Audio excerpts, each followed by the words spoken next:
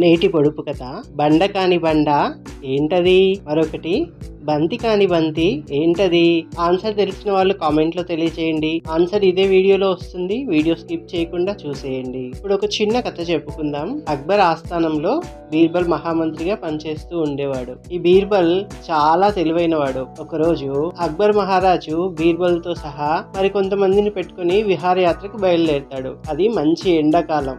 బావులు, చెరువులు అన్నీ కూడా ఎండిపోతున్నాయి నీళ్లు లేక. ఆ సమయంలో అక్బర్ మహారాజు వెళ్తూ ఉంటే ఒక బావి కనిపించింది. ఆ బావిలో నీళ్లున్నాయా లేదా అని చెప్పి తొంగి చూద్దామని తొంగి చూస్తారు. అందులో నీళ్లు కనబడవు. అప్పుడు బీర్బల్ ఒక రాయిని తీసి బావిలో విసిరేస్తాడు. ఆ బావి అడుగు భాగానికి టచ్ అయితే సౌండ్ వస్తుందా రావట్లేదా, ఏమైనా ఉందో తెలుసుకుందామని చెప్పి వేస్తాడు. ఆ రాయి లోపలికి వెళ్ళిపోయి టప్ మన సౌండ్ వస్తుంది. అది చూసిన మహారాజు ఒక రాయికి ఇంకో రాయి తోడు అని చెప్పేసి తన ఉంగరాన్ని తీసి బావిలో వేసేస్తాడు.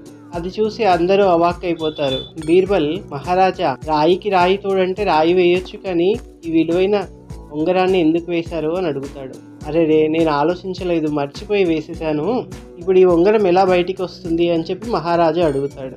ఏముంది, ఎవరినైనా దింపి ఉంగరం తీపిస్తే సరిపోతుంది, నీళ్ళు ఎలాగో లేవు కదా అని చెప్పేసి పరివారం అంటారు. మహారాజు కాసేపు ఆలోచించి బావిలోకి ఎవరూ దిగకుండా ఉంగరం బయటకు వచ్చే మార్గం ఏదైనా ఉందా అని అందరినీ ప్రశ్నిస్తాడు. దానికి అందరూ ఆలోచిస్తూ ఉంటాడు. మన బీర్బల్ బుర్ర గోక్కుంటూ ఉంటాడు.